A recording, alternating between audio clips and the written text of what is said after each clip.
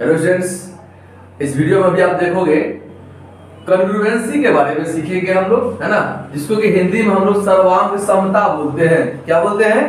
सर्वांग समता। कॉन्ग्रुएंसी का मतलब सर्वांग समता मतलब क्या? सभी अंग समान होगा। सर्वांग का मतलब सभी अंग समान। मान लो कोई भी शेप है, कोई आकार है, कोई फिगर है, कोई चित्र है ना, उसका सारा शेप, है ना, साइज अगर सेम हो, ताकि एक ऑब्जेक्ट दूसरे ऑब्जेक्ट के ऊपर रखने पर बिल्कुल पूरा पूरा ढक जाए, तो वो आपका सर्वांग समता कहलाएगा, है ना, वो आपका कॉन्ग्रुएंस कहलाएगा, है ना।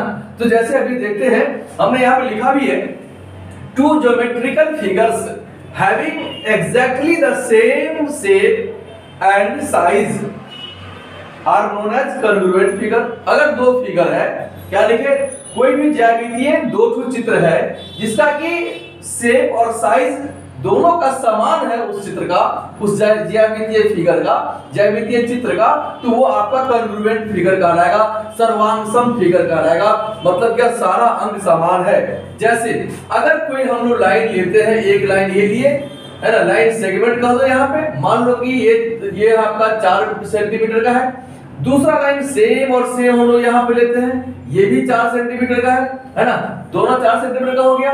इसका क्या मतलब? एक लाइन को दूसरे लाइन पर रखने पर ये पूरा का पूरा ढक जाएगा, तो आपका वो क्या कहलाएगा? दोनों कॉन्ग्रुएंट कहलाएगा, है ना। और कॉन्ग्रुएंट का सर्वांग समता का जो सिंबल है ये इस तरह का है। मतलब क्या? बराबर का सिंबल देके इस पर आप चिड़िया को उड़ा दो, है ना, तो आपका क्या कहलाएगा? कॉन्ग्रुएंस कहलाएगा। अच्छा, इसका मतलब क्या हुआ?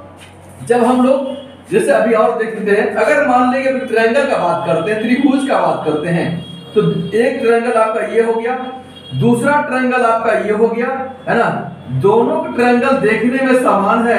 इसका मतलब ये हो सकता है, ये ABC ट्रायंगल है यहाँ पे, DEF ट्रायंगल है यहाँ पे, है ना, दो ट्रायंगल है, ये साइड इसका, ये साइड इसका बराबर, ये साइड इसका बराबर है, ये साइड इसका बराबर है। इसका क्या मतलब देखें, 3 तो यहाँ पे कर देते भाई, तो AB इक्वल टू DE हो जाएगा, है ना, BC इक्वल टू आपका EF हो जाएगा, और AC इक्वल टू क्या हो जाएगा?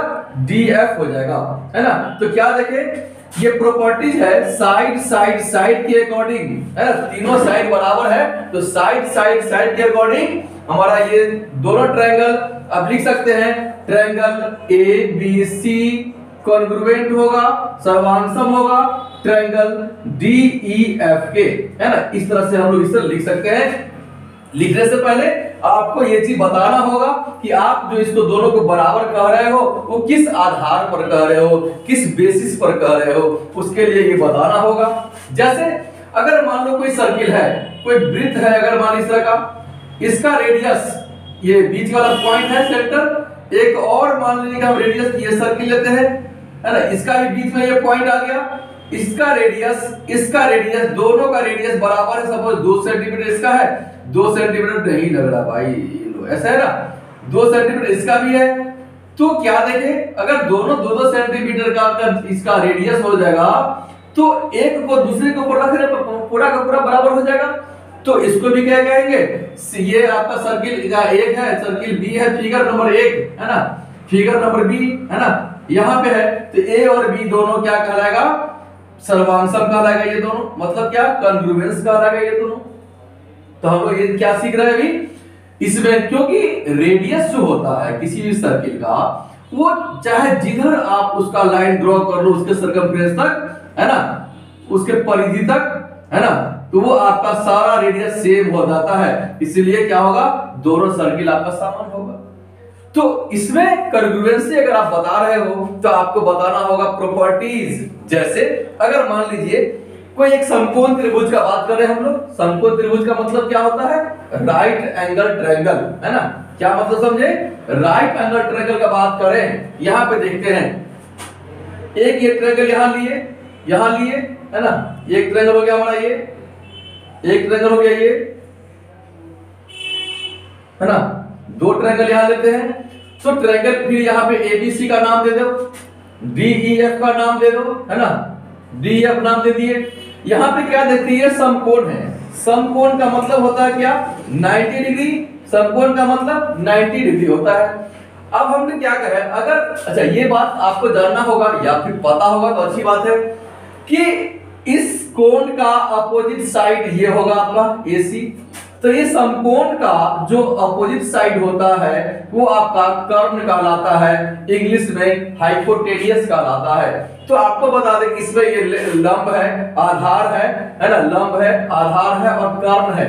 जैसे लेंथ है, ब्रेड्थ है और हाइपोटेनियस होता है। तो यहाँ पे हम लोग ये कह दे कि एक ये रेखा दोनों बराबर है, ये बराबर है, कोई एक साइड आपका इधर का बराबर कर दे, B या फिर L को बराबर कर दे, तो हम लोग क्या देखें, ये साइड एंगल साइड से, है ना, साइड एंगल साइड, कोई भी तीन चीज आपको दिखाना होगा, या तो दो ठू साइड एक एंगल, या दो एंगल एक साइड। इसका क्या मतलब, साइड एंगल साइड दिखाइए, एंगल साइड एंगल दिखाइए, side side side side side side दिखाइए, है ना। इस तरह से आपको, या फिर एंगल एंगल एंगल तीनों दिखा दीजिए, तीनों एंगल बराबर, तीनों साइड बराबर, क्योंकि opposite angle of opposite sides are equal होता है ना। तो आपको ये बताना होगा कि ये कैसे है, कि ये समकोण, ये दोनों एंगल हमारा बराबर है, ये साइड बराबर है, ये साइड बराबर है। इसका क्या मतलब, एक त्रिभुज को दूसरे त्रिभुज के ऊपर रखेंगे तो पूरा का पूरा ढक जाएगा, तो सर्वांगसम हो जाएगा। सिर्फ ये त्रिभुज की बात नहीं है ना। अगर मान लीजिए कोई भी, अगर मान लीजिए 5 का सिक्का आपके जेब में है, एक ठू, दूसरा है एक ठू, दोनों सिक्का को एक दूसरे को रखो, है ना, सेम, है ना, टाइप का बना हुआ है, तो ऐसा नहीं कि 5 का कोई बड़ा सिक्का कोई छोटा सिक्का ले ले, सेम सिक्का बना हुआ है तो आपका दोनों सर्वांगसम हो जाएगा। कभी आप देखते हो कि नट बोल्ट, है ना, किसी को मान लो किसी भी पेच का एक नट गिर गया तो हम लोग बाजार से खरीद के ले आते हैं, नट लगा देते हैं और वो फिक्स हो जाता है। इसका क्या मतलब, जहां पे बनता होगा ना सेम शेप का, सेम साइज का बनता होगा, वो सब कॉन्ग्रुएंसी है वहां पे। अगर कॉन्ग्रुएंसी नहीं फॉलो होता तो पता चलता कि एक बार जो चीज बन गया ना, दोबारा उसका मार्केट में कोई मिल ही नहीं रहा। तो प्रॉब्लम क्रिएट ये होता कि हमेशा नया नया खरीदते रहिए पूरा का पूरा सेट, कोई मशीन का कोई पार्ट खराब हो जाता है तो फिर दूसरा पार्ट लगा देते हैं, लाके फिर मिलता है, क्योंकि वही कॉन्ग्रुएंसी का फॉलो सब करता है, सेम टाइप का बनता है, ठीक है ना। तो अभी हम लोग क्या देखे, कॉन्ग्रुएंसी में आपको साइड एंगल साइड बना दो, एंगल साइड एंगल बता दो, है ना, या फिर दो साइड एक एंगल, दो एंगल एक साइड, तीनों साइड बता दो, है ना। इस तरह से आप ट्रायंगल को दिखा सकते हैं, त्रिभुज को दिखा सकते हैं सर्वांगसमता, है ना। कोई वृत्त है उसको दिखा सकते हैं। सपोज कोई स्क्वायर का फिगर है, यहाँ पे देखो इसको बिठाते हैं। ये कॉन्ग्रुएंसी सिर्फ ट्रायंगल में ही नहीं, है ना, क्लास 9 में आपको ट्रायंगल में पढ़ना है, अदर भी पढ़ना है, या फिर क्या कहते हैं दूसरे क्लास में जाके देखो आपको रेक्टेंगल, ट्रायंगल, ये क्या कहते हैं स्क्वायर, सब में पढ़ना होगा, कॉन्ग्रुएंसी दिखाना होगा। तो जब स्क्वायर की बात करते हैं, है ना, इसका मतलब होता है वर्ग।